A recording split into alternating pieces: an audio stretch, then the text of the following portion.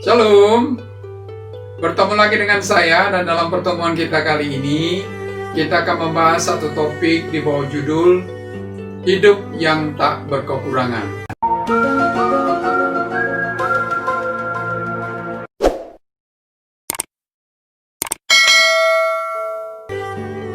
Saudara, dalam Mazmur pasal 23 ayat 1 berkata, Tuhan adalah gembalaku, takkan kekurangan aku. Apakah maksud dari takkan kekurangan itu? Benarkah orang-orang yang memiliki materi berlimpah adalah orang-orang yang tak berkekurangan? Atau sebaliknya, apakah orang-orang miskin identik dengan orang-orang yang berkekurangan? Lalu bagaimana dengan banyak konglomerat yang tidak pernah puas untuk terus-menerus menambah asetnya? Atau para pemimpin perusahaan besar yang sibuk berebut tender dan rela melakukan apa saja untuk mendapatkan proyek? Tampaknya sekaya apapun mereka dan senikmat apapun fasilitas yang mereka miliki, tetaplah berkekurangan karena mereka tidak pernah ada kata cukup dalam kamus mereka. Sebaliknya, ada pula seorang buruh tani di pedesaan yang selalu bersyukur kepada Tuhan atas setiap genggam beras yang diperolehnya dan mampu mencukupi kebutuhan keluarganya dengan itu. Jika demikian, apakah sebenarnya arti tidak berkekurangan itu? Benarkah materi merupakan satu-satunya ukuran dari hidup yang tidak berkekurangan? Jika kita menyimak kata-kata Tuhan Yesus dalam Matius pasal yang ke-16 ayat 26 yang berkata, apa gunanya jika seorang memiliki dunia ini? Jelaslah bahwa dunia bukanlah ukuran, juga bukan jalan untuk mencapai kepuasan. Saudara, Daud seorang raja yang sangat jaya, memiliki kuasa, ketenaran, kekayaan, dan pengaruh yang besar. Begitu memahami akan hal ini, dengan menggunakan gambaran domba yang dipelihara oleh gembalanya, Daud menggambarkan indahnya hidup dalam pemeliharaan Allah. Seseorang tidak akan pernah berkekurangan jika ia memperoleh kepuasan dari Allah, sang gembala yang memimpin hidupnya. Hidup yang penuh kepuasan dan kelimpahan hanya dapat diperoleh jika Tuhanlah yang menjadi gembala. Artinya, Tuhan yang menjadi pemimpin, pengendali, dan penentu hidupnya. Bukan uang atau kekuasaan, ketenaran, atau yang lainnya. Saudara, bagaimana caranya agar hidup kita tidak kekurangan? Yang pertama adalah menjadikan Allah yang berperan aktif dalam hidup. Dalam Mazmur pasal 23 ayat 2 sampai ayat yang ketiga berkata, Ia membaringkan aku di padang yang berumput hijau. Ia membimbing aku ke air yang tenang. Ia menyegarkan jiwaku. Ia menuntun aku di jalan yang benar oleh karena namanya. Saudara, seperti domba yang tidak dapat hidup lepas dari gembalanya karena tidak mampu mencari makan atau melindungi dirinya sendiri, demikian pula kita harus menyerahkan hidup kita dalam pimpinan dan tuntunan tangan Allah.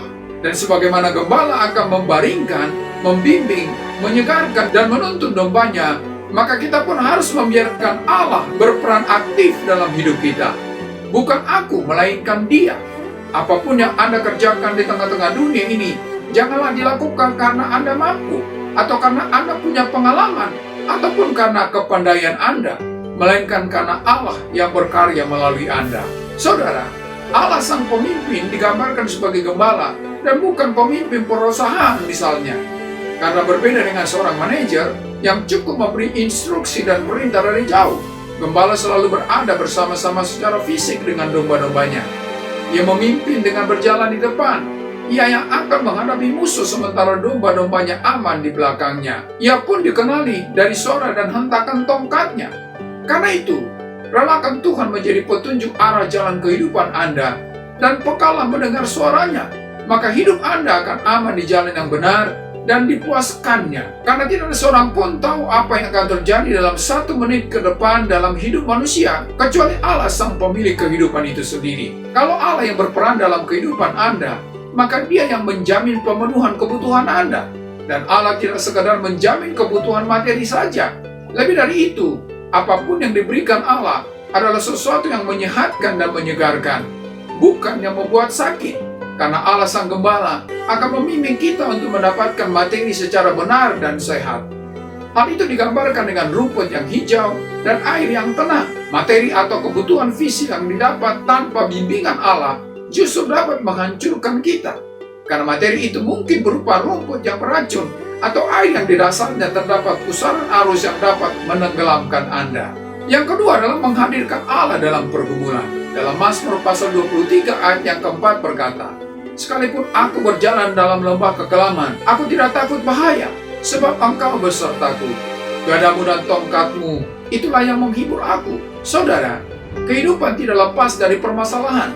Namun bagi mereka yang hidup dalam pimpinan Allah, tidak ada alasan untuk merasa gentar atau takut, karena penyertaan dan pemeliharaan Allah selalu ada dan Ia pun akan menganugerahkan penghiburannya. Jika Anda harus mengalami penindasan dan ketidakadilan, bahkan jika bahaya mengancam hidup Anda sekalipun, ingatlah bahwa Allah yang menyertai adalah Allah yang berkuasa menjaga dan melindungi Anda, sehingga tidak ada kata kekurangan meskipun makanan tidak ada.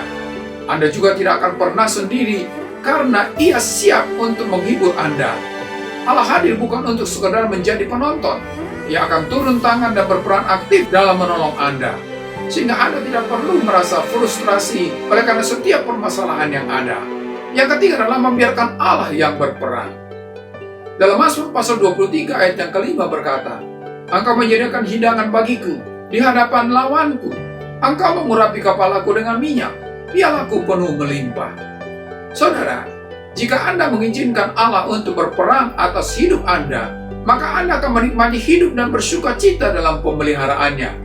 Sebagaimana Daud mampu menikmati makanan yang lezat, walaupun dia tahu bahwa musuh-musuhnya sedang menanti untuk menghancurkannya. Anda pun harus yakin bahwa Allah akan bertanggung jawab atas keselamatan Anda.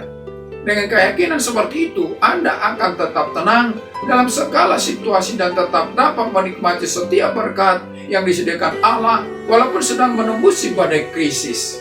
Saudara, hidup dalam pimpinan Allah akan menaburkan hal-hal yang baik menjadi berkat bagi sesama, sehingga segala kebajikan dan kemurahan akan mengikuti Anda. Dalam Mazmur pasal 23 ayat yang ke-6 berkata, "Kebajikan dan kemurahan belaka akan mengikuti aku seumur hidupku, dan aku akan diam dalam rumah Tuhan sepanjang masa."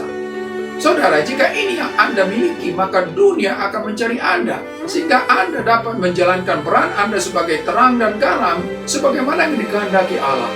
Dunia ini sudah lelah dengan slogan, tetapi kehidupan yang dikendalikan oleh Allah akan membuat dunia semakin baik. Kalau Anda memiliki kebajikan dan kemurahan yang mengikuti setiap langkah Anda, maka orang-orang di sekitar Anda akan sangat mendapatkan manfaat dari kehadiran Anda dalam hidup mereka.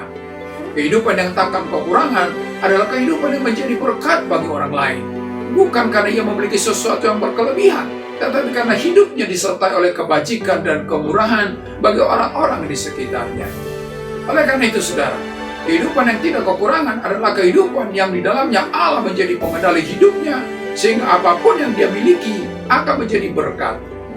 Hidup yang tidak berkekurangan tidaklah selamanya tidak ada masalah, tetapi apapun keadaannya, Anda akan mengalami penyertaan Tuhan yang membuat Anda mampu menghadapi segala kondisi, sehingga Anda menikmati hidup yang berarti, baik bagi diri Anda sendiri maupun bagi orang-orang yang ada di sekitar Anda. Musuh kehidupan akan senantiasa mencoba menggerogoti kepuasan Anda di dalam Tuhan.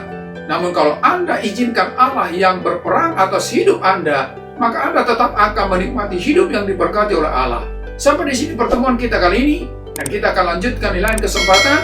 Terima kasih dan Shalom.